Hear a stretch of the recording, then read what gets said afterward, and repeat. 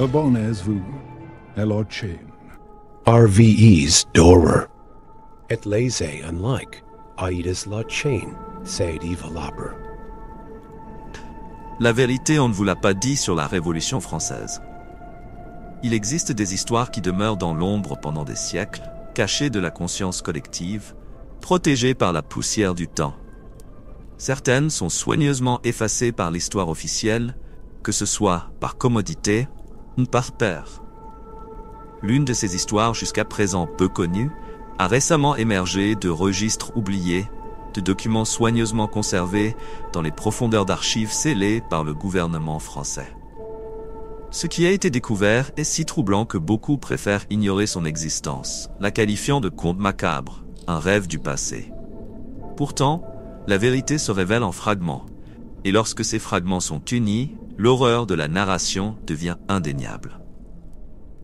L'histoire tourne autour de Pierre de la Croix, un homme d'origine noble agissant en tant que fonctionnaire de la couronne française à la fin du XVIIIe siècle. Connu pour sa dévotion aux études occultes, de la Croix n'était pas simplement un homme excentrique. Il était obsédé par la découverte de secrets qui transcendaient les limites de la compréhension humaine. Ses investigations l'ont conduit à des textes anciens, des cultes oubliés et des rituels prohibés. Ce que les registres révèlent, c'est que Pierre a trouvé plus que ce qu'il cherchait. Sa curiosité l'a guidé vers une découverte qui scellerait son destin et celui de bien d'autres. C'est dans cette quête incessante qu'il a organisé une expédition sombre, déguisée en mission diplomatique, mais dont le véritable objectif était de trouver quelque chose caché au cœur de l'Afrique. Quelque chose que peu oseraient même mentionner. Une entité appelée Azraka. En 1782, Pierre a recruté une équipe de marins et de soldats pour son voyage, des hommes forts et expérimentés qui avaient confiance en son leadership et en la promesse de fortune. Ils prenaient le large avec la conviction qu'ils embarquaient pour une expédition au nom de la couronne à la recherche de routes commerciales lucratives. Cependant, la véritable nature du voyage était gardée secrète. Pierre savait ce qu'il recherchait, ou du moins pensait le savoir. Il avait lu des récits sur une tribu lointaine, isolée, qui vénérait une entité surnaturelle capable de modifier le cours des événements humains. Un esprit ancien connu sous le nom d'Azraka, promettant un pouvoir au-delà de la compréhension, en échange de loyauté et de sacrifice. Les premières semaines de l'expédition furent marquées par des mers calmes et une apparente tranquillité parmi l'équipage. Cependant, d'étranges événements commencèrent à se produire. Certains marins affirmèrent entendre des chuchotements au milieu de la nuit, des voix dissonantes semblant venir des profondeurs de l'océan, les appelant. D'autres rapportaient des cauchemars si vifs qu'ils se réveillaient terrifiés. Certains qu'une présence les observait. Pierre, quant à lui, se sentait de plus en plus déterminé. L'esprit d'Azraka commençait à se manifester dans ses rêves, le guidant avec une clarté troublante. Il savait qu'il avait fait le bon choix, bien que ses hommes deviennent de plus en plus inquiets. À leur arrivée sur la côte africaine, l'expédition se dirigea vers l'intérieur des terres. Les autochtones se montraient réticents à les guider, murmurant dans leurs langues ancestrales au sujet d'esprits qui hantaient cette région. Pierre, cependant, parvint à trouver ceux qui connaissaient les terres et, avec des promesses d'or, obtint le soutien de guides locaux. Après des jours de voyage à travers des paysages arides et des forêts denses, l'expédition atteignit finalement le village reculé de la tribu que Pierre cherchait tant. La vision qui les attendait fut perturbante. Le village était un agglomérat de cabanes primitives, entouré de statues de pierre étranges représentant des figures grotesques, avec des expressions de douleur et de terreur. Les pratiques de la tribu étaient empreintes de rituels macabres, et Pierre, loin d'être effrayé, en fut fasciné. Il vit, dans les croyances de cette tribu, la clé de ce qu'il avait cherché pendant des années. La connexion avec Azraka, l'entité ancestrale qui régissait le destin de ceux qui osaient l'invoquer. Pierre s'approcha rapidement des chamans locaux, leur offrant des présents précieux et promettant loyauté en échange de sagesse. Ce qu'il désirait n'était pas un simple pouvoir, mais le contrôle total sur la vie et la mort. C'est alors que le pacte fut scellé. Pour invoquer Azraka et obtenir le pouvoir tant désiré, un sacrifice humain serait nécessaire. Mais ce ne serait pas un sacrifice ordinaire. Il aurait besoin de nombreuses vies, et pas n'importe lesquelles. Le sang de ses propres hommes, ceux qui l'avaient fidèlement suivi dans ces terres inexplorées, devait être versé. Pierre, déjà profondément envoûté par le pouvoir d'Azraka, n'hésita pas. Il planifia méthodiquement la trahison. Ces hommes, déjà épuisés par le voyage et méfiants envers les autochtones, continuaient de faire confiance à Pierre. Il les convainquit que le village renfermait d'anciens secrets et des richesses inestimables, des trésors auxquels seuls eux auraient accès. Sous cette fausse promesse, il les conduisit jusqu'à une grotte sacrée à proximité du village, prétendument l'endroit où les trésors étaient cachés. Ce qu'il ne savait pas, c'est que cet endroit n'était pas un repère de richesse, mais un autel de sacrifice. Lors de la nuit du rituel, les chamans de la tribu, guidés par Pierre, commencèrent à entonner des chants dans une langue oubliée, appelant l'esprit d'Azraka. Au début, les membres de l'équipage de Pierre furent confus, mais la trahison devint vite évidente. Un à un, les hommes furent capturés et emmenés au centre de l'autel, où leurs vies furent fauchées dans un massacre brutal. Les cris d'angoisse résonnèrent dans la grotte, mais il n'y eut aucune miséricorde. Pierre observait cet carnage avec des yeux vides, désormais totalement envahi par la présence d'Azraka. Lorsque le dernier de ces hommes tomba, le silence mortel qui s'ensuivit fut interrompu uniquement par le murmure du vent traversant la grotte. La terre autour semblait pulser d'une énergie noire et ancienne. Et Pierre, debout au centre de ce cercle macabre, sentit la présence d'Azraka l'envelopper. L'esprit avait accepté le sacrifice, et Pierre, désormais un simple instrument de sa volonté, avait obtenu le pouvoir qu'il désirait, mais à un coût terrible. La métamorphose de Pierre de la Croix ne faisait que commencer. Après le rituel macabre qui lui avait conféré le pouvoir d'Azraka, il se retrouva immergé dans un monde complètement différent. Un univers d'enseignements anciens et de mystères profonds. Pendant 2 ans, Pierre demeura dans le village isolé, vivant parmi les chamans de la tribu, absorbant leurs traditions, leurs rituels et leurs croyances. Chaque jour, son savoir grandissait, tout comme sa connexion avec l'entité qu'il avait invoquée. Il apprit à manipuler les éléments, à convoquer les forces occultes et à comprendre ce que signifiait être un semi-dieu. Les chamans, conscients de ce qui était arrivé à Pierre et de sa trahison horrifique, l'observaient avec un mélange de mépris et de respect. Ils savaient que la présence d'Azraka était liée à une vengeance imminente, un retour sombre qui affecterait les terres maudites de l'Occident, où la corruption et la cupidité avaient prospéré. Le pouvoir que Pierre possédait maintenant n'était pas seulement une bénédiction, c'était aussi une malédiction, un présage d'une catastrophe qui se profilait. Il était devenu un instrument de quelque chose de bien plus grand, un exécuteur d'une justice qui n'était pas la sienne. Avec le temps, Pierre devint une figure presque mythique parmi les natifs. Il s'ornait de parures faites de plumes et d'os, et son regard arborait désormais une lueur surnaturelle. Les rituels qu'il accomplissait attiraient la vénération des villageois, et il commença à se sentir comme s'il était au-dessus de tous. L'homme qui avait autrefois cherché le pouvoir était devenu le pouvoir lui-même, dominant non seulement les éléments, mais aussi la peur et l'admiration qu'il inspirait. Cependant, sa paix fut brusquement interrompue par l'arrivée d'une nouvelle expédition. En 1784, une flotte portugaise, composée d'explorateurs et de marchands, accosta sur la côte proche du village.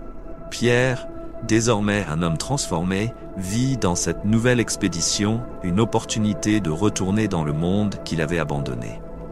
Il savait qu'il avait besoin d'une histoire convaincante pour justifier sa longue absence. Avec son astuce et le soutien des chamans, il commença à élaborer un plan. Lorsque les Portugais arrivèrent au village, Pierre fut accueilli comme un sauveur. Il prétendit que son bateau avait fait naufrage lors d'une tempête féroce et que, après des mois d'errance, il avait été accueilli par la tribu, qui l'avait sauvé et lui avait enseigné les secrets des anciens. Les explorateurs, fascinés par son aura mystique et par la promesse de richesse, crurent à son histoire. Pierre, le cœur battant d'excitation et de trahison, voyait la possibilité de ramener la sagesse et les pouvoirs qu'il possédait maintenant. Au milieu de sourires et de promesses d'aventure, Pierre embarqua dans la nouvelle expédition, emportant avec lui non seulement le souvenir de ses actes horribles, mais aussi la sagesse acquise parmi les chamans.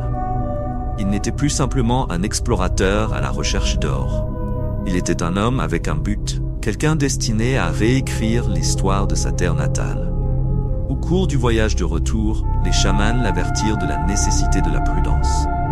La vengeance qu'Azraka avait promise ne se limitait pas à son destin personnel, mais impliquait aussi les conséquences qui se répandraient sur les terres occidentales.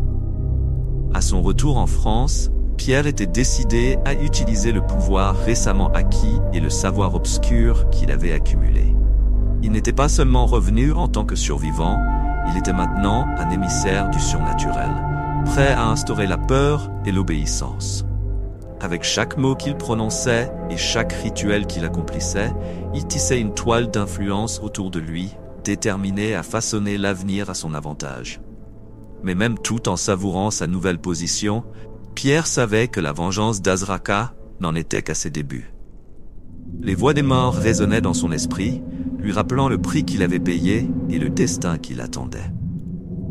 Et dans chaque coin sombre, une ombre grandissait, attendant le moment propice pour se révéler. Pierre de la Croix arriva en France à l'automne de 1787. Mais l'homme qui marchait dans les rues de Paris n'était plus le noble qui était parti en expédition vers l'inconnu. Quelque chose en lui avait changé, quelque chose de sombre. Il ne portait pas seulement avec lui les souvenirs des horreurs vécues, mais un pouvoir ancestral, façonné par l'entité qui habitait maintenant ses pensées. Azraka. La misère qui se répandait à travers la France cette année-là semblait répondre directement à ses actions, comme s'il était l'épicentre d'une calamité invisible. Les récoltes avaient échoué de manière désastreuse, les champs autrefois fertiles semblaient désormais maudits. Ce n'était pas seulement une question de mauvaise gestion ou de sécheresse. Pierre avait fait quelque chose pour s'assurer que le sol rejetât la vie. Il accomplissait des rituels sous le voile de la nuit, dans des fermes abandonnées ou dans des cavernes cachées, où le sang des animaux sacrifiés s'écoulait en cercles sculptés dans la terre, nourrissant la faim d'Azraka. Ces sacrifices empoisonnaient le sol, le transformant en une terre morte, stérile. Les agriculteurs étaient désespérés. Des moutons et des vaches mouraient inexplicablement, pourrissant de l'intérieur. Les récoltes pourrissaient avant même d'être récoltées, et une épidémie de famine se propageait à travers les villages, entraînant les masses dans une fureur croissante. La situation devenait insoutenable, et Pierre, sournoisement, savait que c'était le premier pas vers la révolte qu'il souhaitait provoquer. La famine, il le savait, était l'une des forces les plus puissantes qui pouvaient alimenter la violence du peuple contre la cour. Avec le chaos commençant à germer, Pierre chercha des alliés. Il savait qu'il aurait besoin d'un groupe partageant son fascination pour le pouvoir occulte, des individus influents, capables de l'aider à manipuler les événements en sa faveur. Peu à peu, il forma une société secrète d'occultistes. Le groupe était petit, mais chaque membre avait été soigneusement choisi par Pierre. Tous étaient des aristocrates ou des figures proches de la cour, avec des intérêts dans les arts sombres et une curiosité morbide pour le pouvoir occulte que Pierre maîtrisait. Parmi eux, une femme se démarquait que Pierre savait cruciale pour ses plans. Joséphine de Beauharnais. La jeune veuve, née à la Martinique, portait en elle un esprit aventureux et une volonté inébranlable de s'élever au-dessus des adversités. L'attirance de Joséphine pour l'occulte n'était pas une simple curiosité. Elle nourrissait un profond désir de contrôler son destin et aspirait à un pouvoir véritable. Pierre le percevait et savait qu'elle serait une pièce maîtresse de son intrigue. Il l'impliqua dans les rituels, lui faisant ressentir le pouvoir qui émanait des offrandes faites à Azraka.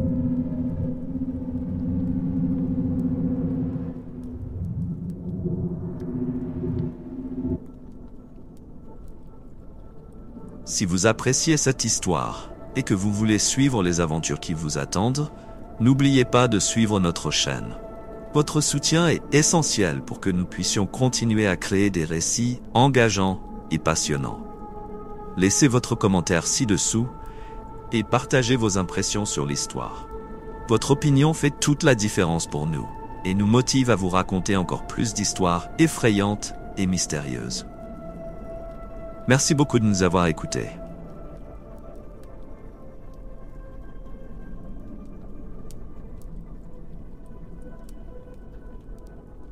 Les cérémonies occultes organisées par Pierre devinrent de plus en plus troublantes. Au château de Fontainebleau, sous les ombres des salons décorés d'or et de marbre, Pierre réalisait des rituels terrifiants. Il avait découvert que les sacrifices humains avaient un impact bien plus grand sur les pouvoirs d'Azraka. Et pour ces rituels, il choisissait ses cibles avec soin. Courtisans, nobles, personnalités influentes qui disparaîtraient sans éveiller de soupçons. Sous prétexte de rencontres discrètes, les membres de la cour étaient attirés. Et une fois là, ils étaient offerts en sacrifice. À chaque vie fauchée, le pouvoir de Pierre et de son groupe augmentait, et l'esprit d'Azraka semblait vibrer de satisfaction.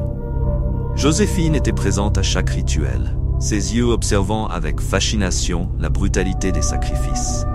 Elle savait que ces actes l'emmenaient vers quelque chose de grandiose, mais ce qu'elle ignorait, c'était qu'Azraka avait des plans précis pour elle.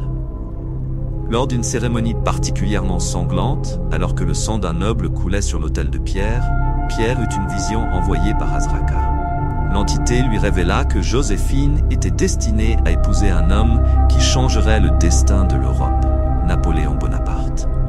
Elle serait la clé pour façonner l'avenir d'une nation et à ses côtés, influencerait l'ascension d'un empire et plus important encore, les plus grandes atrocités que le monde ait jamais connues.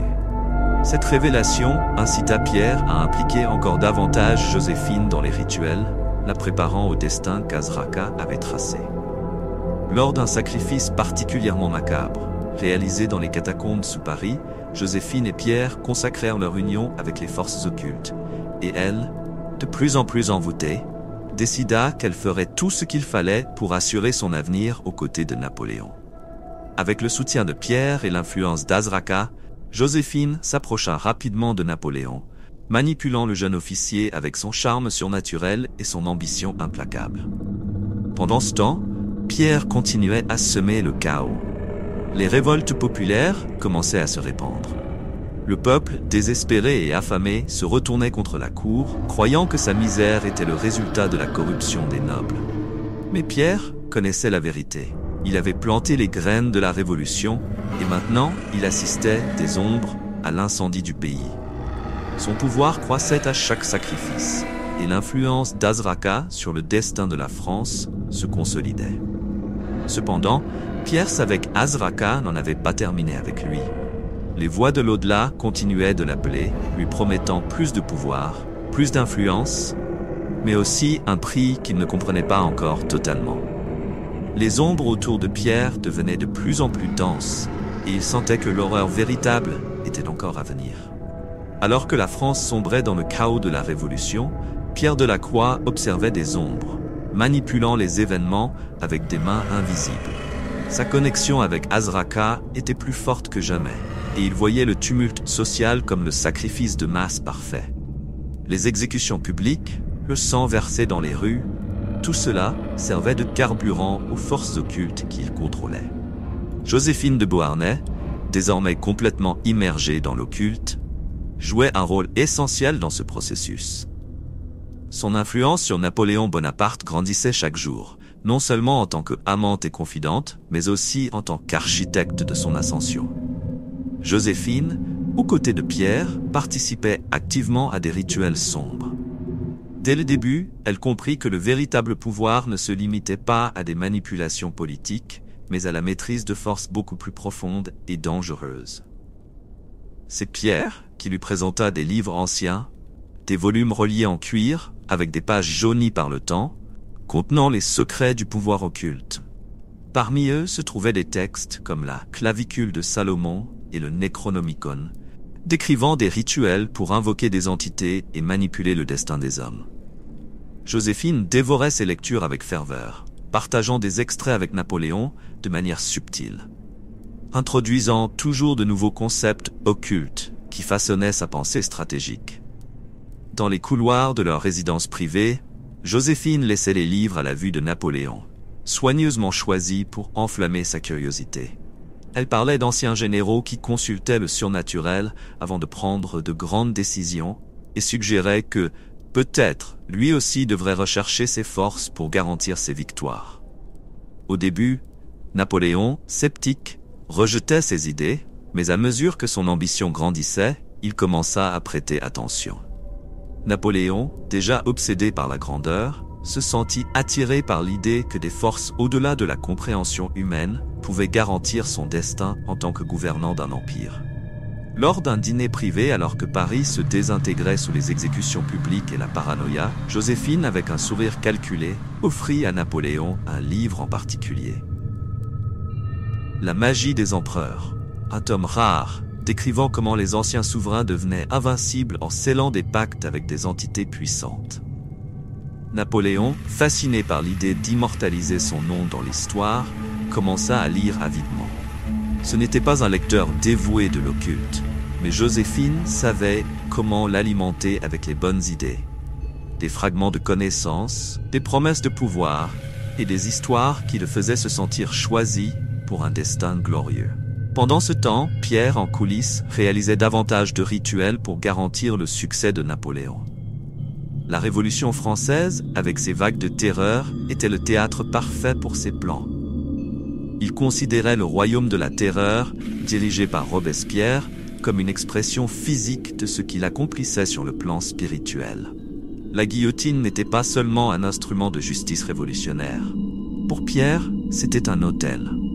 Chaque tête qui tombait servait de sacrifice à Azraka. La violence, la mort et la peur alimentaient l'entité, la rendant plus puissante. Et ce faisant, le contrôle de Pierre sur le destin de la France augmentait. Joséphine n'était pas une simple observatrice.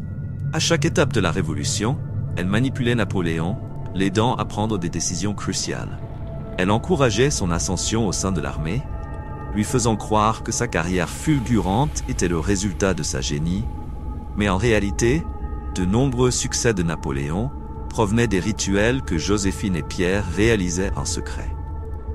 Les victoires sur le champ de bataille, qui semblaient miraculeuses, étaient le reflet des forces occultes que Pierre invoquait dans les profondeurs des cavernes, loin des yeux de la société.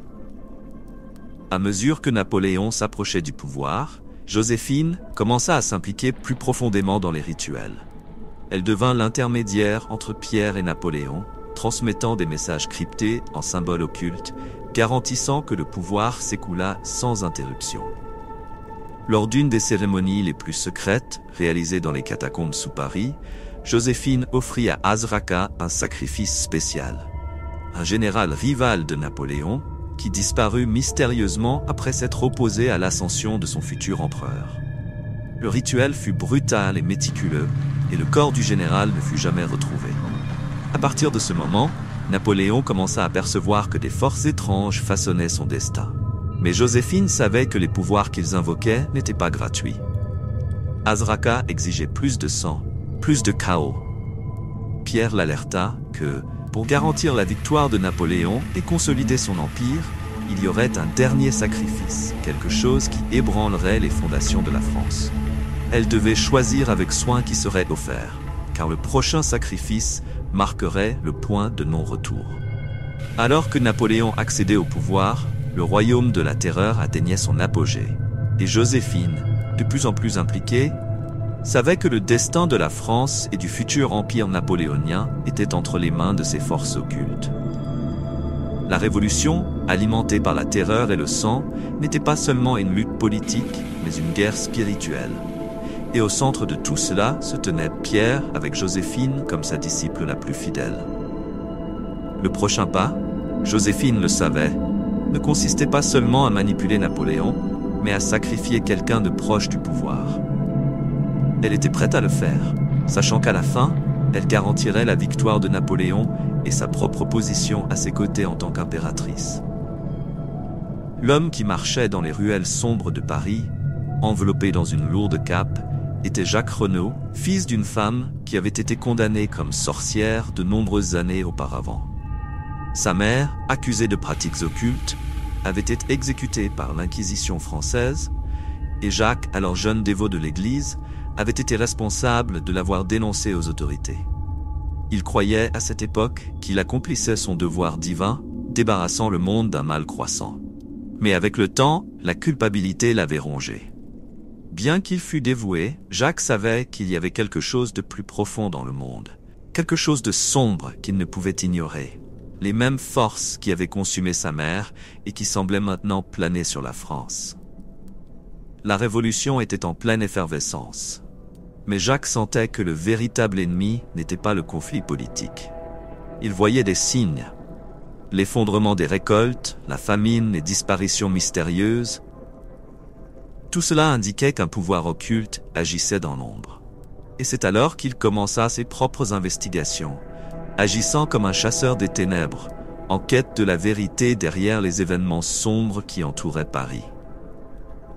Son guide spirituel et allié était le même prêtre qui avait ordonné l'exécution de sa mère. Le père Guillaume, un homme austère, connu pour son zèle et pour la guerre implacable qu'il menait contre l'occulte. Jacques savait que ce qu'il affrontait était plus qu'une superstition. Il avait lu sur les anciens cultes, sur les entités qui manipulaient les destins des hommes, et il soupçonnait que quelqu'un ou quelque chose alimentait le chaos de la Révolution. Avec l'aide du père Guillaume, il commença à tracer un chemin sombre, revisitant les archives anciennes, consultant des textes interdits cachés dans des bibliothèques abandonnées et interrogeant des survivants d'incidents étranges.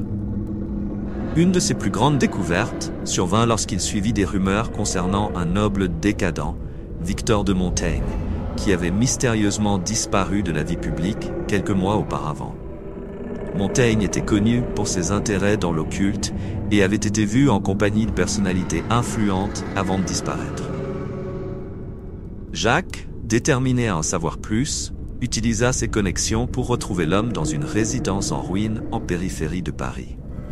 Lorsque Jacques envahit les lieux, il trouva Montaigne dans un état lamentable, dans une salle sombre entourée de bougies noires et de symboles gravés sur les murs.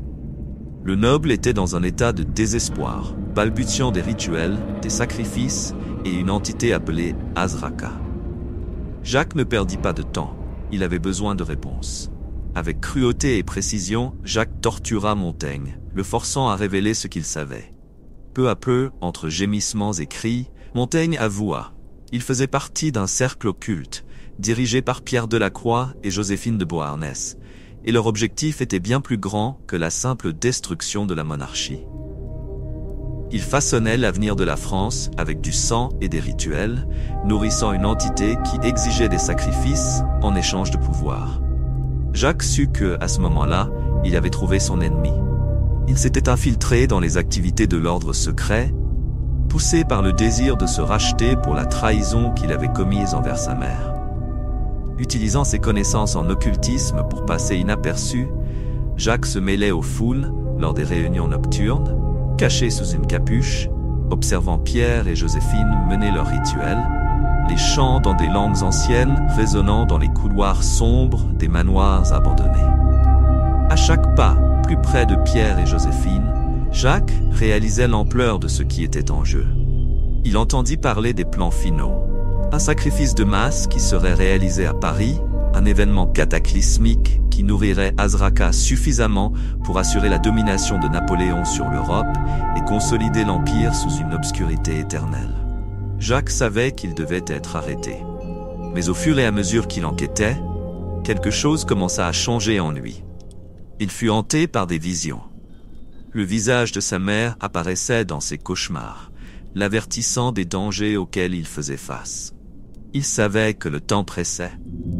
Joséphine, toujours à la tête des rituels les plus puissants, avait déjà sacrifié des rivaux politiques et des généraux en pleine ascension. Et maintenant son regard se tournait vers une cible plus grande. Quelqu'un au cœur du pouvoir révolutionnaire. Maintenant conscient des plans maléfiques de Pierre et Joséphine, Jacques commença à élaborer une stratégie pour démanteler le cercle de l'intérieur. Il savait que ce ne serait pas facile. Pierre était astucieux, et Joséphine, avec sa connexion profonde à Azraka, semblait invincible. Le père Guillaume l'avertit des dangers de tenter de les affronter directement. Mais Jacques était déterminé. Le combat n'était pas seulement contre Pierre et Joséphine, mais contre l'entité même qu'ils servaient. Avec chaque nouveau sacrifice, le pouvoir de Pierre grandissait, et Jacques voyait que l'essence même de Paris était corrompue. L'atmosphère de la ville devenait plus oppressante, et la terreur dans les rues ne provenait pas seulement de la guillotine, mais de quelque chose de beaucoup plus profond, plus primitif. Jacques savait que le moment final approchait. Il devait agir rapidement, mais il savait aussi qu'il ne pouvait pas le faire seul. Il commença à rassembler des alliés silencieux, des soldats égarés de la Révolution, des clercs qui croyaient encore au pouvoir de l'Église, et même ceux qui avaient tout perdu à cause du chaos que Pierre et Joséphine avaient déclenché. Le piège se mettait en place. Jacques découvrit que le rituel final aurait lieu bientôt, au cœur de la ville, à un endroit où le sang de milliers serait versé. Il savait que pour interrompre le plan, il devrait sacrifier quelque chose ou quelqu'un d'également puissant. Alors qu'il se préparait au affrontement final, il sentait que les forces qui avaient détruit sa mère étaient de retour. Et maintenant, lui aussi, devait peut-être payer le prix d'avoir joué avec l'occulte pendant si longtemps. Jacques Renaud traversait les rues sombres de Paris, sentant le poids de la défaite imminente à chaque pas. Le chaos de la Révolution rugissait en arrière-plan, et la ville, sur le point de s'effondrer, semblait refléter le combat intérieur qu'il menait contre lui-même. Il avait découvert trop tard l'étendue du pouvoir de Pierre Delacroix et Joséphine de Beauharnais, désormais profondément enracinés dans les ténèbres. Le temps était compté. Sachant où Pierre se cachait, Jacques avança vers un manoir abandonné à la périphérie de Paris. Le sous-sol de cet endroit était devenu le centre des rituels de Pierre, où l'occultisme était alimenté par des sacrifices sanglants. Jacques envahit les lieux, trouvant Pierre entouré des quelques fidèles qui l'épaulaient encore. L'affrontement fut féroce. Pierre, renforcé par son pacte avec Azraka, lutta avec une férocité qui semblait surhumaine. Mais Jacques, animé par sa mission de stopper le mal, parvint à surmonter les défenses de Pierre. Avec une dague précise, Jacques perça le cœur de Pierre, le regardant s'effondrer au sol, vaincu. Le sang maculait le sol et le sourire sinistre sur les lèvres de Pierre lui donnait une apparence de triomphe même dans la mort. « Tu crois que c'est fini ?» murmura Pierre dans un dernier soupir. « Tu ne comprends rien ?» Quelque chose n'allait pas. La mort de Pierre n'apporta pas le sentiment de victoire que Jacques espérait. L'air autour de lui était toujours chargé, lourd, comme si le mal qu'il tentait de détruire était encore présent. Jacques sut à cet instant que Pierre n'était pas le véritable maître de tout cela. Courant vers la place de la Révolution, Jacques tomba sur une exécution en cours. Le roi Louis d'Ixelles avait déjà été conduit à la guillotine, et le sang qui souillait la place ressemblait à un fleuve, alimentant quelque chose de sombre qu'il ne pouvait pas voir, mais qu'il ressentait clairement. Le sacrifice de nobles et de la royauté, qui avait commencé avec la mort du roi, faisait partie du rituel final, quelque chose que Jacques avait essayé d'empêcher, mais il était désormais trop tard. Le rituel avait été accompli sous les yeux de tous, déguisé en justice révolutionnaire, mais Jacques savait que c'était bien plus. Le sang des exécutions alimentait l'entité que Pierre et Joséphine servaient. Jacques, maintenant conscient qu'il avait échoué à interrompre le rituel, sentit le désespoir l'envahir. Le pouvoir d'Azraka se consolidait tandis que la noblesse tombait sous la lame de la guillotine. Et c'est à ce moment-là que la vérité émergea. Tout ce que Jacques croyait savoir sur Pierre était erroné. Il courut vers le lieu du rituel, mais ne trouva pas Joséphine immédiatement. Lorsqu'elle apparut des ombres, son expression était celle du triomphe. Le regard de Jacques croisa le sien, et à cet instant, il comprit. Joséphine, depuis le début, était la véritable architecte de tout cela. Joséphine, toujours entourée de mystères, révéla qu'elle avait manipulé Pierre depuis le début. Bien avant l'expédition de Pierre en Afrique, Joséphine était déjà possédée par Azraka, une entité qui transcende le temps, venant d'un avenir sombre. C'était elle qui avait planté les graines de l'ambition en Pierre, lui faisant croire que l'idée de l'expédition était la sienne. alors qu'en réalité, tout avait été orchestré par elle. Joséphine avait toujours été aux commandes, guidant les événements pour s'assurer que le chaos qui ravageait la France culminerait dans l'ascension de Napoléon, son véritable objectif. « Tu n'as jamais été à la hauteur, Jacques, » dit Joséphine, sa voix ferme et calculée. « Azraca savait que tu viendrais, savait que tu essayerais de nous arrêter, mais tout cela faisait partie du plan. Ta venue ici confirme simplement que nous sommes sur la bonne voie. » Azraca, comme Jacques comprenait maintenant, était une entité qui avait déjà prévu tous ses mouvements. Sa lutte contre Pierre et Joséphine était vaine depuis le début, un pion soigneusement placé sur l'échiquier par Azraca pour accomplir son destin. Jacques, réalisant l'ampleur de ce qui se passait, se sentit impuissant. Il avait tué Pierre, mais la véritable menace, Joséphine, était toujours en vie, plus puissante que jamais. Alors que la foule autour criait et célébrait la chute de la monarchie, Jacques comprit que le sacrifice était complet. Le rituel final avait été réalisé, et le pouvoir d'Azraca coulait désormais directement à travers Joséphine. Elle avait déjà assuré l'ascension de Napoléon au pouvoir, et avec lui à ses côtés, l'avenir de l'Europe serait façonné par un empire construit sur la mort et la destruction. Tout cela, pour Napoléon, demanda Jacques, sa voix tremblante. « Il est l'élu, » répondit Joséphine avec un sourire froid. « Avec Azraca à nos côtés, il dominera l'Europe et au-delà. Et toi? Eh bien, tu as servi ton but. » Alors que Joséphine s'éloignait, laissant Jacques derrière elle, l'obscurité semblait se refermer autour de lui. Il avait échoué. La France avait été consumée par le chaos, et maintenant, l'avenir de tout le continent était entre les mains d'une femme possédée par un esprit d'un autre temps. La fin de la monarchie française n'était que le premier pas vers la construction d'un nouvel empire. Et Jacques savait que la lutte contre le mal était loin d'être terminée. L'ascension de Napoléon commençait. Et avec elle, une nouvelle ère de terreur que Jacques, bien que vaincu, savait qu'il devrait encore affronter. Mais ceci n'était que la première partie d'une histoire qui ne faisait que commencer.